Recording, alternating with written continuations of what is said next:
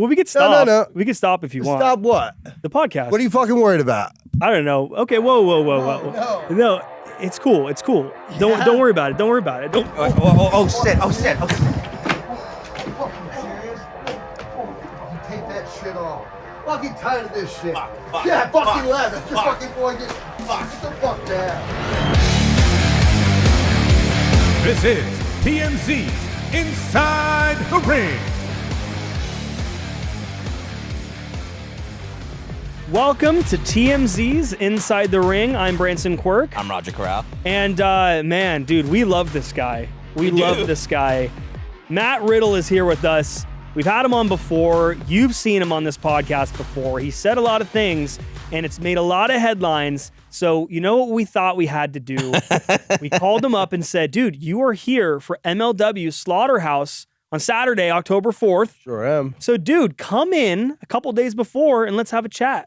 I love it. And here we are, TMZ Studios, here in beautiful Los Angeles. Beautiful weather outside. He just landed right 80 now. 80 degrees, nice and crisp. It's a dry heat. You said you would move here, right? I live in Florida. It's a wet heat, which is nice sometimes, but it's a lot. Right. I've been to Disney World over there. It's brutal. It's brutal. Oh, dude, it's brutal. Disney, SeaWorld, they're brutal places on Earth. The most brutal place on Earth, you know? No, for sure. I mean, this guy, when he pulled up, we see him out there, and he was already, he was ready to go. He was already puffing a little bit. I was puffing, We are in California. Right. It's not only medically legal, it's recreational legal. We got the Riddle OG strain and Stallion Kush and, Sincerely Cali. We're still doing all that stuff. And yeah, it's good to be in California. Yeah. And you out here, what about Florida? Are you allowed to do that in Florida? Florida's still medical and there's more restrictions. Like how do you get your genetics to another state? And this, there's a lot of hoops. A lot of hoops you got to jump through. Even in California, there's a lot of hoops, so. Right. It's a struggle. Right. It's a struggle for a guy like me. Well, you were on TMZ Live as well. You met Harvey. I did. 11, Charles. Harvey, what a guy. He's a nice guy, right? Yeah. Right. You gotta see him off camera. I thought he would be bigger in person. I don't think he's ever heard that before. No. You know what's funny? First time I ever met John Cena. Yeah. He critiqued. I was on like a 5-on-5 tag match at Madison Square Garden when I was still in NXT, and he was backstage. And he gives us all critiques, and he tells me I say bro too much because I'm the king of bros at this point. And I'm like, oh okay. And he walks away, and he's jacked, but he's kind of short. And I was like, wow, John's. I was like, I was talking to Aleister Black, Malachi, whichever and he was like. Turn around. John Cena was right behind me. And then later in the day, he gave me he didn't know what a king of bros was. And I was like, well, you know what a bro is? He goes, yeah. I go, you know what a king is? Yeah. I go, I'm the king of bros. And he goes, I don't understand. And me and him basically got by 20 minutes in, we were like, I was yelling, we were yelling back and forth. And I was like, dude, I'm just a cool, laid back kind of guy. And he's like, I get it. The king of bros is a cool, laid back kind of guy. I didn't know the definition either. Yeah. And then right before his match, and I was looking at all the other guys, and I'm like, what the fuck was that about? Yeah. And then he came back. He was about to wrestle Corbin. Corbin was out there with Vince. And before his music, he goes, hey, Riddle, I'm going to go out there and be a cool, laid back. And he ran out there, did his match. I was like, why is he fucking? I'm like, why is this guy fucking with me? And then years later, he came back to WWE. And we had that solo promo in the ring, and he was like, I want to say I understand what, the King of Bros is. Bro. He's been thinking about it for a while. He brings it back. Yeah, he is a go.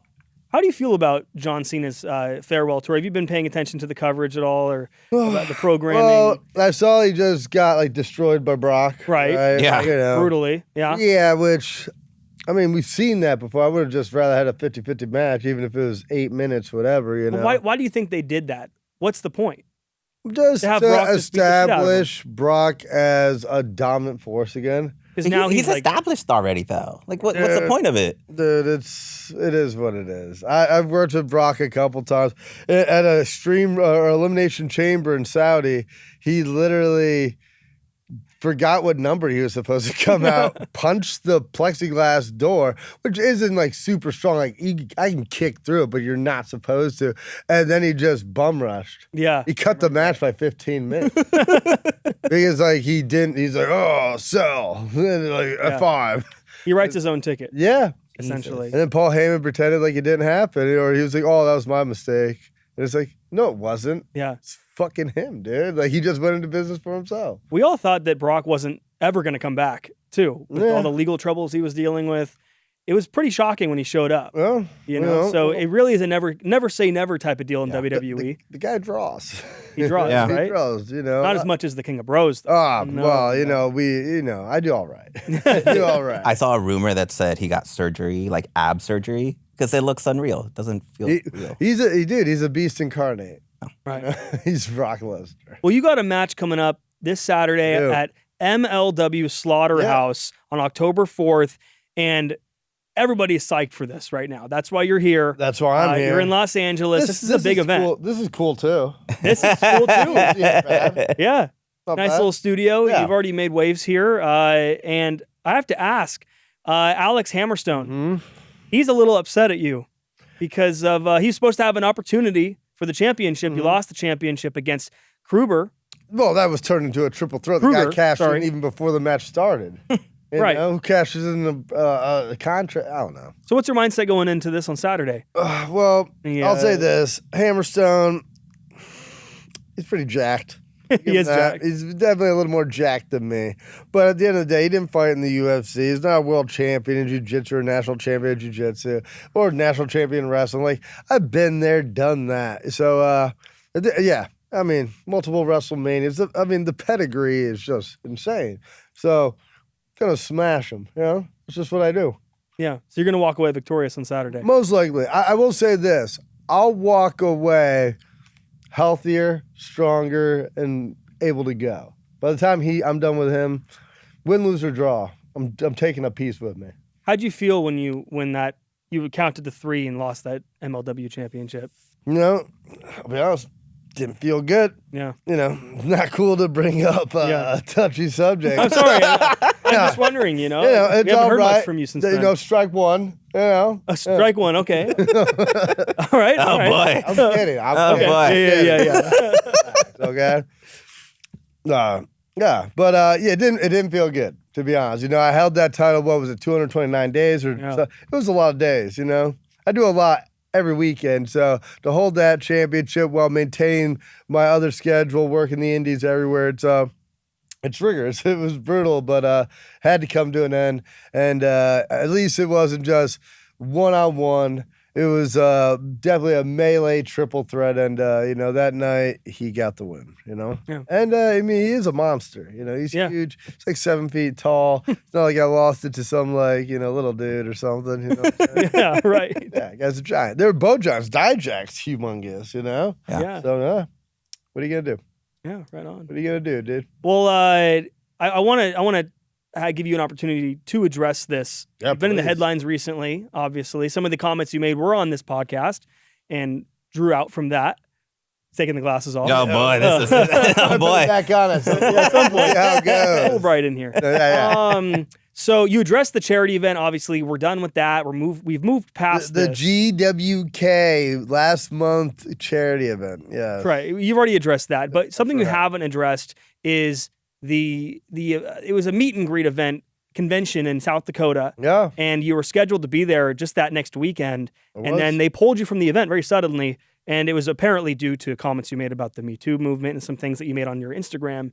Did you want to talk about that? Because no one's heard from you since then. I think I'd like to know. I think a lot about that is like a lot of people just believe anything they see on the internet without any facts. So when you, and even say in my sense, nothing was ever really proven or done, you know, and to just be like, hey, this didn't happen. I won jip out of charity because I won. I even paid them the deposit back. It's just they didn't fulfill their end of the contract of getting me booked 2 days while I just sat in a hotel room in London. And I think that's more than fair. And I was open, honest, and talked to them. And we have open discussions about it, and it's already been addressed, you know? So not really anything I can do about that. But then to lose out on another event due to this because I'm making comments just saying I'm tired of all the shenanigans, people saying basically just flat out lies and getting away with it. You know, and you never want to be like, this isn't fair, but it's like at a certain point, it's like, shut the fuck up. Like, this shit didn't happen. You guys have for years been ruining my career just because you guys fucking couldn't do anything during COVID and setting your fucking houses on a keyboard. So sorry, not sorry. Just because I was successful, you don't have to fucking rain on my parade. And that's where that rant came from, you know. And then companies wrestling on the indies, people fucking take advantage of you all the time. People don't have the money, or they come up short, or they make excuses. And in my situation, what am I supposed to do? Just complain? I don't get paid, you know. I don't get to make excuses. If I'm late, I could possibly get my career ruined, you know. Or if I don't show up when you guys didn't fulfill your end of the bargain. You don't fulfill it, I don't fulfill it. I feel like that's more than fair.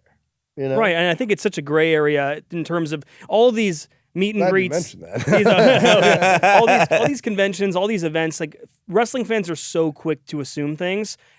Dude, I love pro wrestling. I really do. I grew up watching it. It's one of my greatest passions, just like fighting. I love combat sports of all varieties. But at the end of the day, when you become one of the engineers or one of the workers in this industry, because it's art in a sense, and you're trying to entertain people, make people happier, make people mad, whatever you're trying to do, and it's just you're just under such a microscope, you know, and you're ridiculed for everything, and it's unreal. And it's pro wrestling. And unfortunately, because pro wrestling, granted, your fans are pretty gullible, right? Pro wrestling fans. So if they hear one, and they don't know what's fucking real. They don't know what's real. You guys sometimes don't know what's real. Everything's mostly a work, dude. So, but it's crazy, you know? And unfortunately, Twitter, anything else, and I love social media. I love the ability of access to everybody. But Joe Schmo can write this or that, and it can be damaging, especially when you're in entertainment. I don't think there's too many other industries or businesses where social media will end a career like that. Yeah, no, for real. You know? I was going to ask you if you regret saying stuff about wrestling fans, but I think you're... Not at all. I love wrestling. Not only am I a wrestling fan, I'm so crazy of a wrestling fan. I throw my fucking self off cages and ladders through tables all the time, and I wrestle and I travel the world. Yeah. Now, granted, that might sound like a luxury, but at the end of the day, you gotta have that piss and vinegar, and you gotta be tough. Like that's just what it is. So yeah, there's no disrespect. I'm the biggest fan of them all. I'm like, as a mark, I never understood when a wrestler would call a fan a mark. It's like, dude, you're literally the one beating the shit out of yourself for them. Yeah. For them. You're the fucking mark. I'm the mark. You know? I do love it though. It's fun. Yeah, no, they're very gullible. I'm just gonna what are you doing? Hey man, it's okay to have I'm it's gullible. okay to have these are the viewers here. I know these are Ask my girlfriend. But I'm gullible. I'm extremely gullible, you know. Yeah. It's endearing. It's endearing, at times, of course. You know? Do you think that it's a trajectory going back to when you were under Vince McMahon, back in this era, that your era of WWE, even just a few years ago? Do you think that do you blame Triple H for this a little bit? Like we're in a different era now. I don't blame Triple H. I will say the one thing I loved about Vince is Vince was like, "This is my company. I run it. It's my company." It didn't matter if the fans were like, "Oh, we don't like this." The storyline was going to go as long as Vince wanted it. And with that, it kind of works better. If you give people, it's like a plant or anything else. If you give it everything you think it wants, just like a kid, they get slow, they don't appreciate what they have, etc. But just like a plant, if you let it starve a little bit, then you feed it, it gets stronger, it gets healthier, it eats more, you know? And I feel like fans are like that too. You gotta, if you give them everything like what they want, you give them that dream match tomorrow, what are they gonna tune into next week, you know? So I felt like Vince did a very good job with that a lot of the time, because he wouldn't just give people what they wanted. I feel like Triple H bends a little more. Tony definitely bends a lot, you know. They're all pioneers. They're all great at what they do. You know, this is just an opinion from just me, so it doesn't matter. Yeah. But yeah, you know, but I like Vince because he stuck to his guns. You know, even when I work at MLW, Court Bauer and others that work, they stick to their guns. A storyline's a storyline that's a storyline, you know? So if this is what we're doing, this is what we're doing. It really doesn't change, you know? Right. So. Do you think Vince McMahon would be accepted back if he came back? And do you think he's actively still pulling strings right now? I don't think he's actively pulling strings right now. I mean, there's a lot of things. Like, you can look at Vince and, like, even say go back with the network for $9.99. Before that, pay-per-views were $20, $30 a month, right? They were like 60, weren't they? Dude, Yeah, the big ones were like 50, the big ones, 60. yeah, Yeah, in your houses and stuff were a little. Dude, he made the network, and not only were they charging way less, they made way more money monthly every time, and it made it accessible to so many people. And just with the tickets, we traveled the road. They were all affordable. Right now, the business model they're working with, they're pushing families and others out of the arenas, you know? And they got to realize, you got to know your audience. It's not the UFC. It's not a bunch of 18 to 45-year-olds that are full of piss and vinegar and want to see a brawl. You know, this is different. This is more of a family event. Now, that fighting can't be a family event. Families fight all the time. But you know what I'm saying? And I feel like the key to having huge events like WrestleMania and having that spectacle is making it affordable, making it one of the most memorable experiences of a lifetime, you know? Well, WrestleMania 43. We're just talking about this, yeah. It's gonna, you just mentioned a couple minutes ago, Saudi Arabia. Oh. It's going to be in Saudi Arabia. And Yeah. Roger and I they'll are not afford the for tickets. They Not can us. afford the tickets, but I think that this is a slap in the face to fans, to WWE, loyal WWE fans, including Green Shirt guy who probably can't go now. But what do you think about that? This just happened. Yeah, I mean, I've wrestled in Saudi multiple times. You know, when you work there, they tell you what to do, you do it. And I have no disrespect to any culture or country, you know. But at the end of the day, like right now, I think especially with what's the company that bought it? They bought the UFC. TKO. TKO, Geez, yeah. TKO. Yeah. I got a couple of those. But TKO bought it. They bought the UFC and WWE pretty close together. Spent a lot of money. They're just, dude. They've been firing people left and right. Even when I got fired, and I mean, they had their reasons.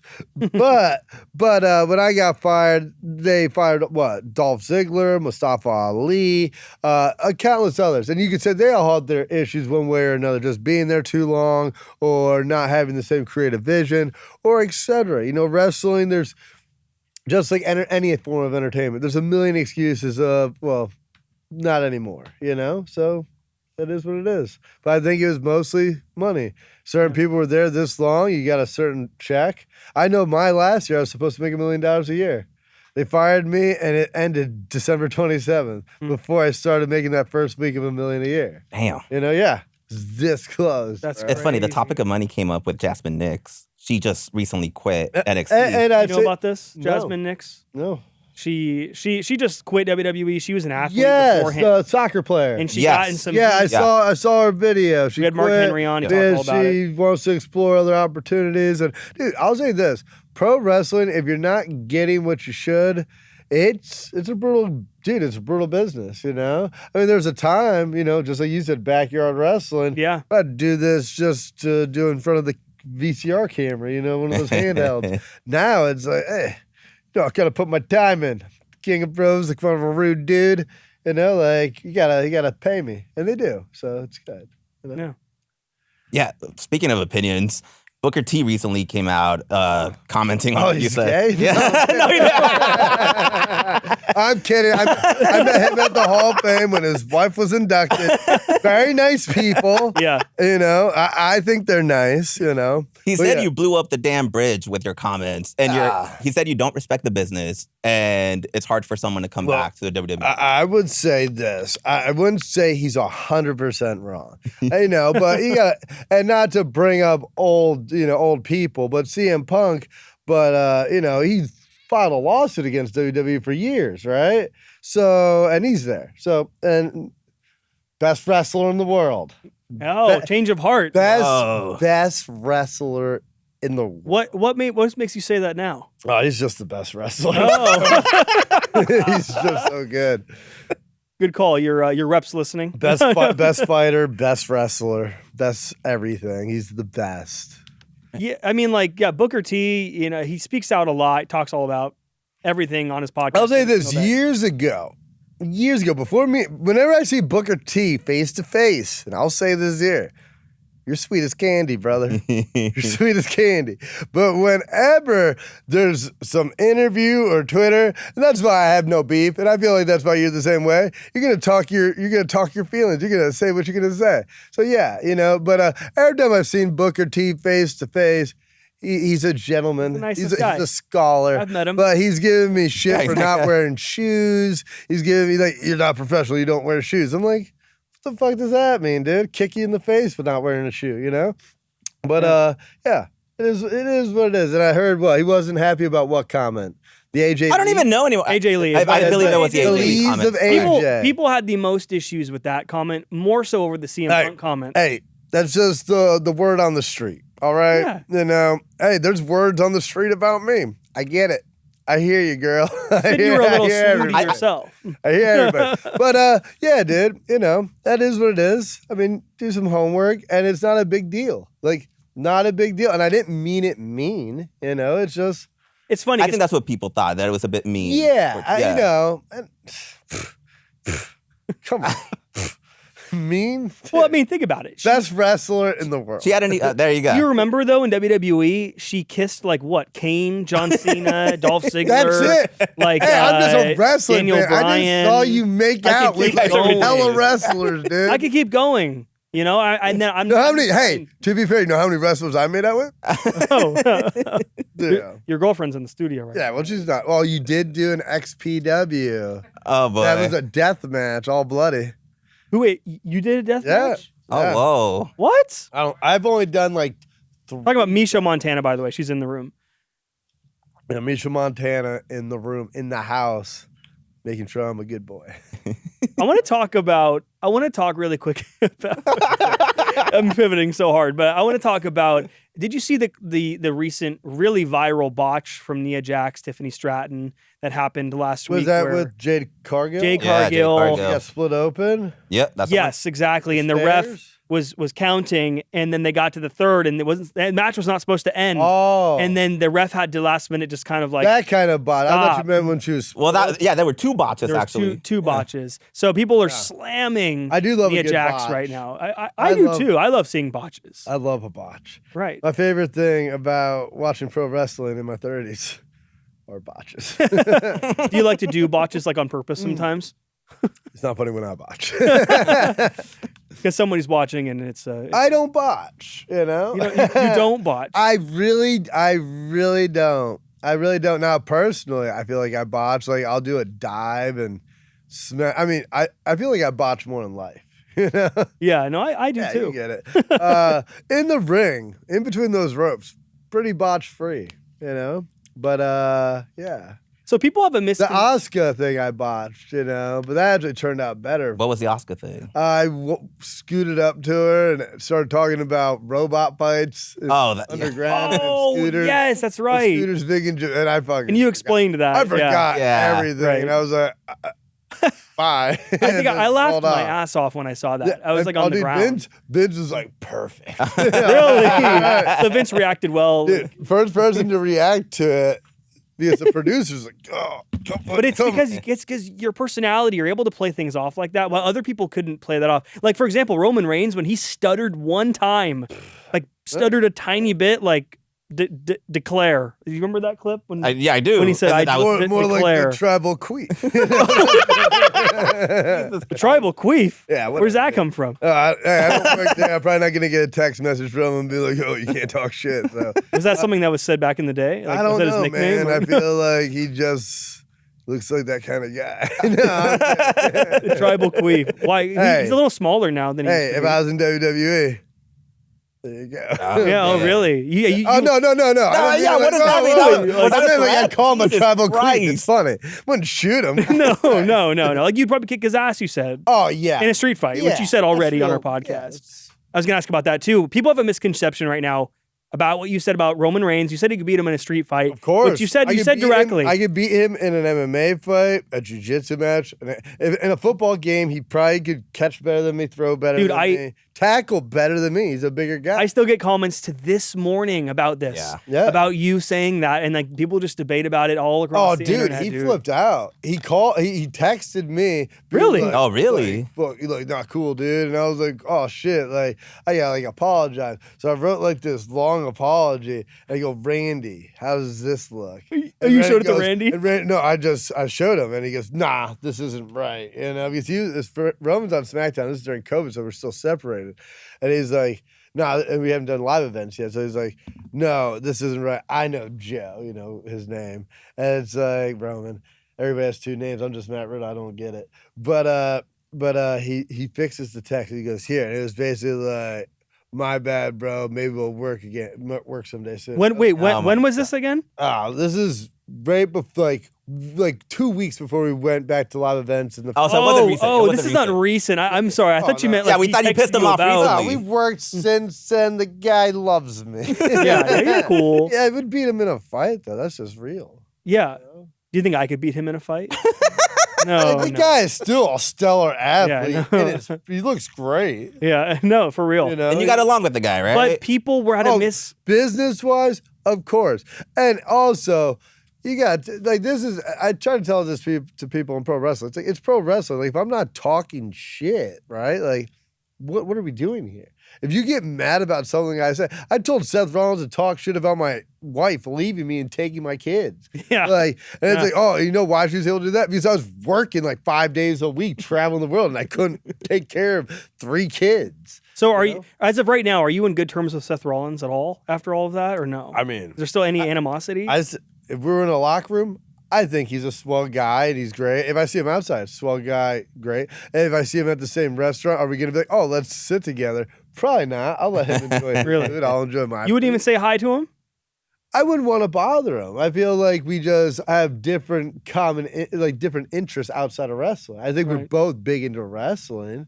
And he probably likes some MMA. You know, I know he's big into the footballs. I'm not big into football or like baseball or anything like that, but I know he's into that. So I don't know. We just never hit it off like that, but we work very well together. I think he's a great wrestler. It's funny. That's what Mark Henry said. He was like, you'd be surprised how much like we don't get along backstage. Like people aren't really like friends. Yeah, well, you know?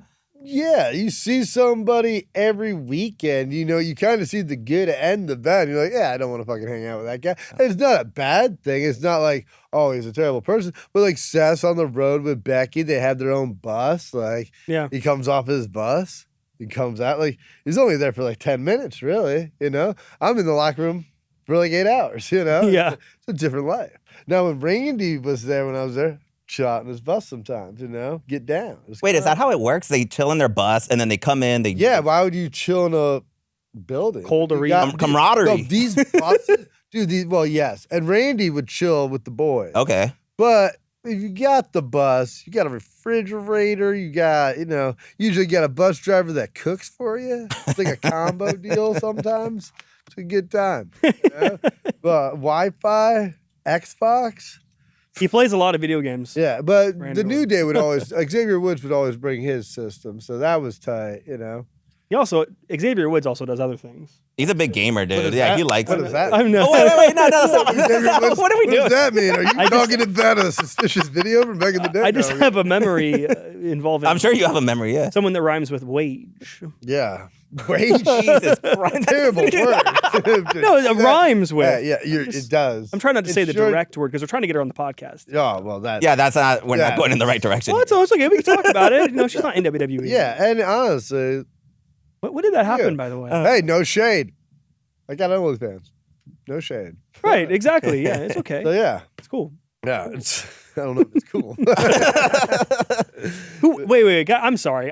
Who was the other guy in that suspicious video? No, we're not going to go over this video. Brad Maddox. You remember Brad Maddox? Did you ever work with Brad Try Maddox? not to. No, I never have. I bet he's a nice guy, you know. Sometimes content gets released, and it's unfortunate for all that are involved. Yeah. You know? No. But they were okay. It really is a trap. What's that for her? I'll be honest, I've been a victim of it multiple times, you know? Yeah. Like, God bless, you know? For real. I want to pivot to AEW, Yeah. WWE, tribalism that we've seen.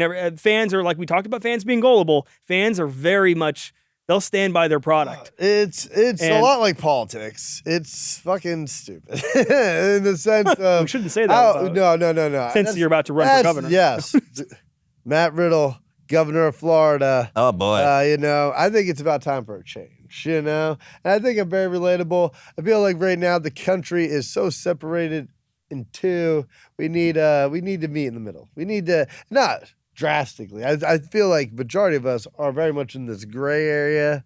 You're in the gray area. I'm very much in the gray area. What does that mean? Does that mean what's the the middle, platform here? or does that mean? Oh, this is going to take time. Are you conservative? This gray area is not going to be built in a day. You're in a very conservative state, Florida, right? I wouldn't say that. It's the thing is, there's a lot of rural areas that are more conservative. You got the cities that are definitely very liberal. In Miami. parts. You got the Hispanics. Yeah, it's Cuban.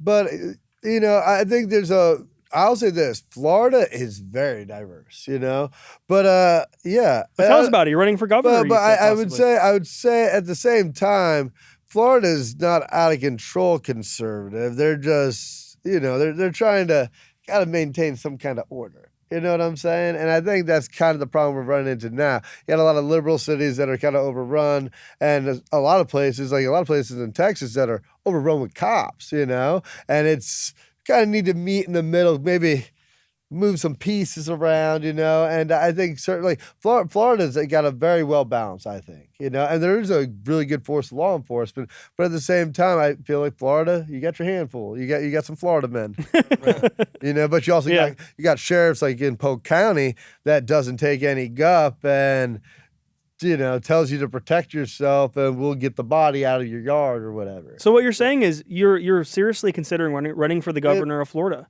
I think I can relate to a lot of people from Florida. I've lived there for about 10 years now.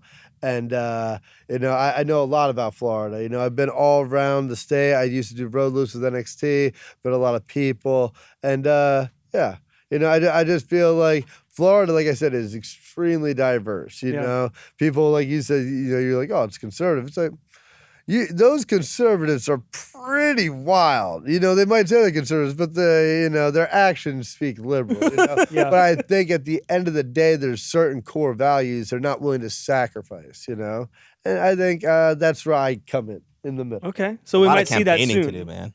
What's that? We might see that soon, then possibly. Sooner than later, bro. Yeah. I'm just moving a lot of pieces around. Playing chess is like a lot like life. There's a lot of pieces. You got to move in the right spot. I'm just not trying to get that checkmate on myself quite yet. Yeah, I mean, you're probably a little better than Ron DeSantis. You probably could do a little bit of a better job. Maybe you can control the humidity. Riverboat DeSantis. Yeah. I think he's done the best job he knows how. Right. And that's no disrespect. I think he's educated. I think he knows what he's doing.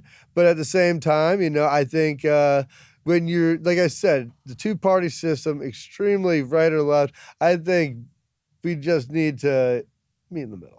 Okay. So all right. are you not running as a Republican or a Democrat? Just Well, straight down the middle? See, we'll see where the favor lies. And honestly, as you can see by the Republican Party or the Democratic Party, they've changed greatly over the years. Yeah. I remember when I was a kid, I voted for Obama. I was like, I'm a Democrat all the way. And as time goes on, I haven't voted in the last couple, not today. I don't want any heat for You don't got time. But as a liberal person, seeing how things have changed and riots and the immigration and just everything. And I love everybody. But at the same time, like, there's got to be some kind of order and regulation with some kind of things. And I think this is where we meet in the middle. I think there needs to be people wearing ski masks, unmarked cars, taking people. Probably not. I wish there was a better way of doing this. But there should have been people just letting people in this whole time. And now it's like, but this is what creates this, boiling point, correct? So, I don't know. I think I got some ideas. Okay. You might be surprised. But, Can I vote as a California citizen? You cannot. Oh. Damn. Maybe in okay. California. Yeah. Oh, well. But you were in NXT, right? I was. You were in NXT. Been there, done that. Been there, done that. Won the tag titles, won the Dusty Cup with my bros are weight, Pete Dunne. Hey. Yep, Stallion right. Pete. Yeah. Yeah. Do you have any feelings on the recent TNA invasion into NXT? You think that this is kind of like absurd or no? I don't think it's absurd. I think just like UFC, how they do the Contender Series, and they basically acquired most other fighting leagues, right? And I think WWE is doing the same exact thing, but it's the same business model. You pay wrestlers less, you sell tickets for more, and then you do the Contender Series, or you use all these independent promotions to garner talent. Then once they're over, you bring them in, right? It's pay. You don't even have to pay them. You just give them the rub. You think this is a money move? Rub. It's a good what? How much is TNA getting paid? Ask them. Good amount. No, he's putting a zero. What do you think? I think, dude, what are they paying them for? I heard that they're a glorified indie promotion. Well, I'll say this: TNA has great wrestlers. They have a great roster. I've worked for TNA once. They're great. I've wrestled the Hardys there. I think what they do is awesome. They have a great fan base, and I think NXT being paired up with TNA helps TNA drastically and has revitalized the brand completely.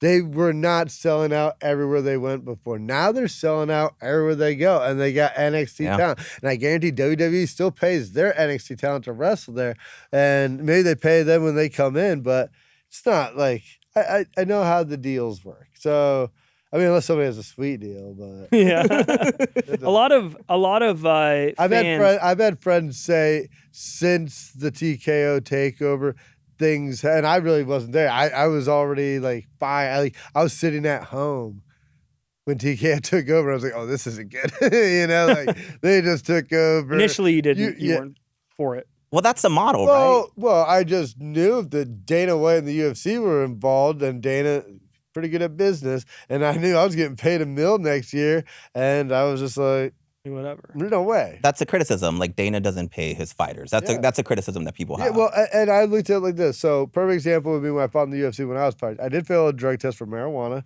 They consider it a performance-enhancing drug. Doubt it, but whatever. But yeah, because perfect example is they fired me, right? And I was getting paid $25,000. So $25,000 to show up, weigh in, $25,000 if I want to fight. Maybe a bonus if I got it.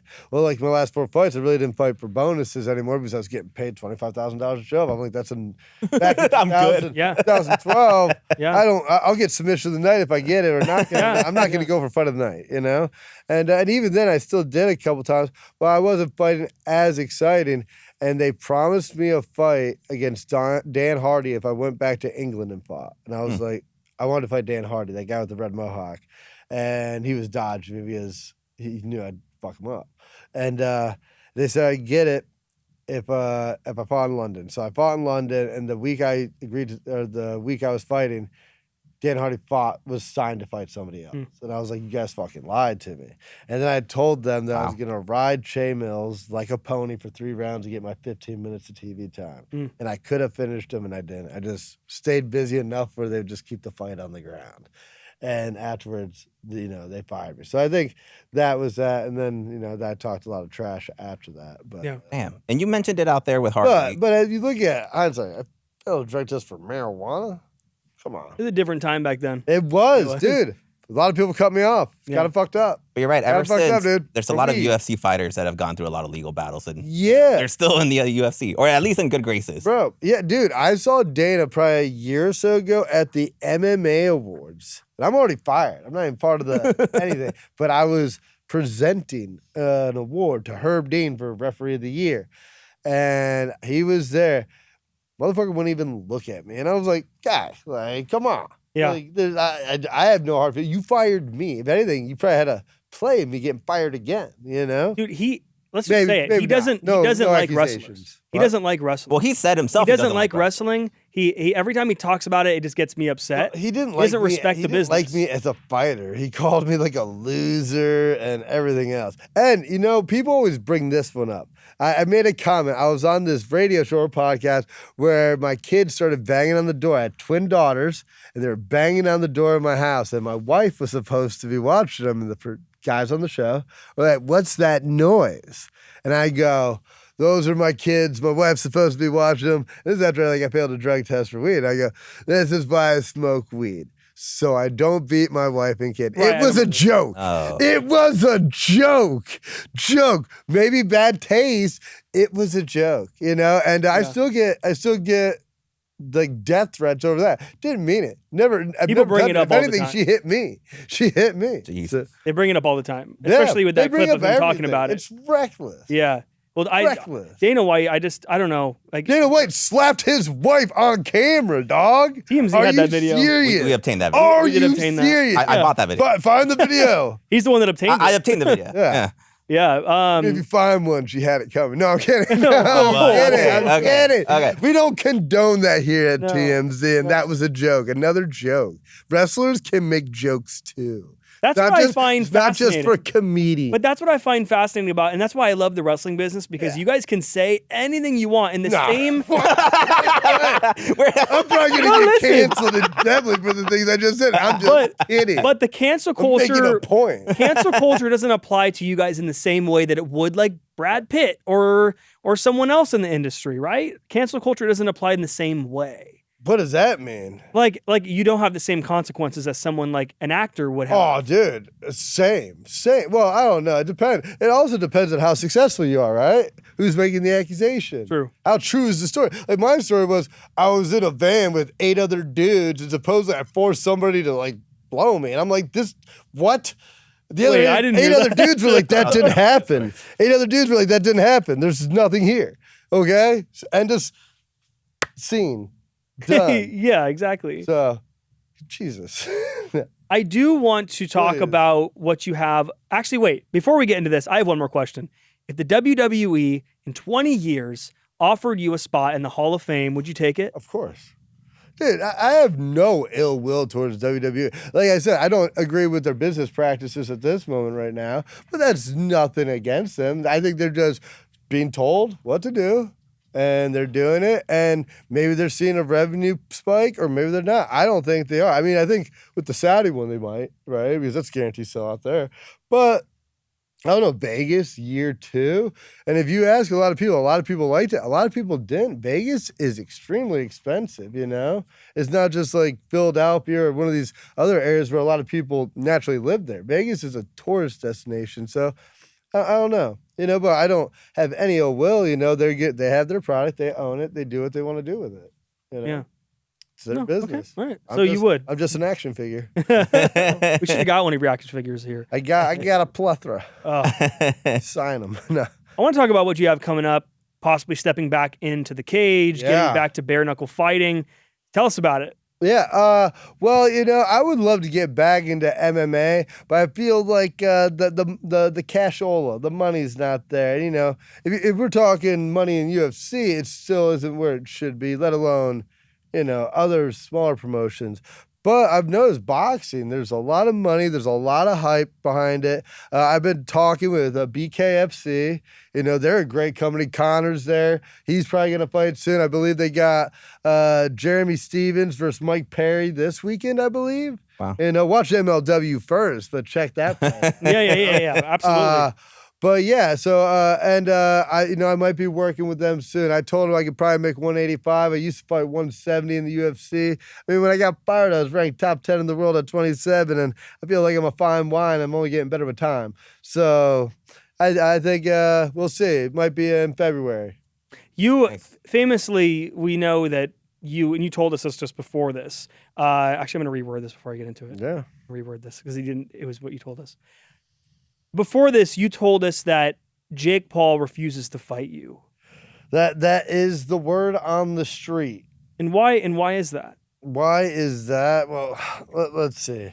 And this is nothing against Jake, And honestly, if you look at a lot of the higher level boxers, they're all kind of like this, like even Floyd. I'm not saying he's not a great fighter, but they kind of pick their opponents. They'll either wait till somebody's in or out of their prime. And I think if we're all being honest, not saying Jake Paul can't throw a 1-2, but at the end of the day, it's like you're fighting very well past expired fighters. Like even Anderson's probably the biggest guy he fought that was kind of similar size. And Anderson's a GOAT, but he also broke his shin in half and has like a metal plate in there, and he's older, Like no disrespect to him, but dude, the guy's in his 20s. And when you're in your 20s and you're just full of it, full of piss and vinegar. You can get hit like a baseball bat.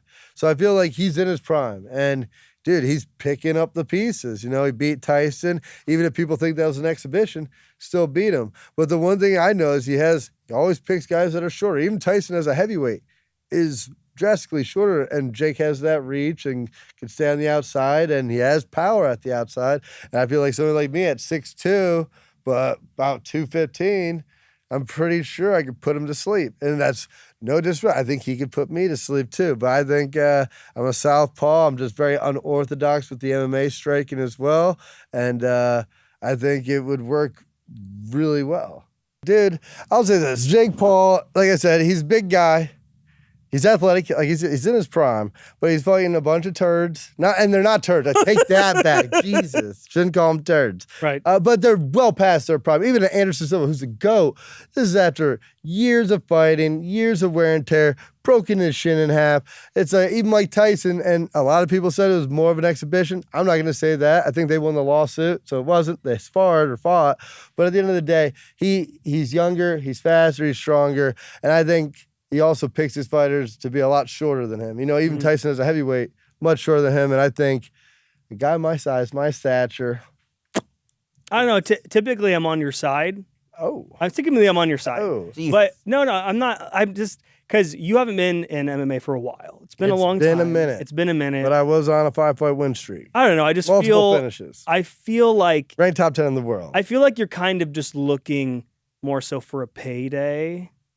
I don't know. I know. It's not what I'm trying to say. It's not what I'm trying to say. Well, this is the thing. I like when people, like, they'll either say that's not what I'm trying to say or no disrespect when you fucking say something disrespectful. And let's be honest, I've done your fucking shitty podcast how many times? 3, 4 fucking times. I can't just do it. I'm not even fucking here to talk to you, motherfucker. I'm here to wrestle MLW, where I was the former world champion. I'm about to be the fucking world champion again.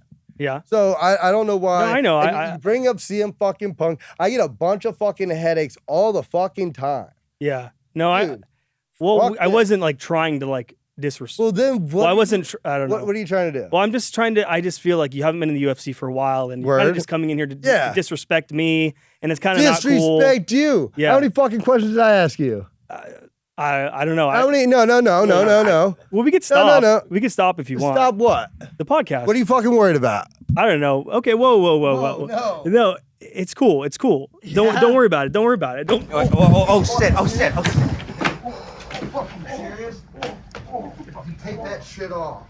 Fucking tired of this shit. Fucking left. That's your fucking boy. Get the fuck down. Fucking stupid ass shit. Fucking asshole. Fucking you're lucky from my time.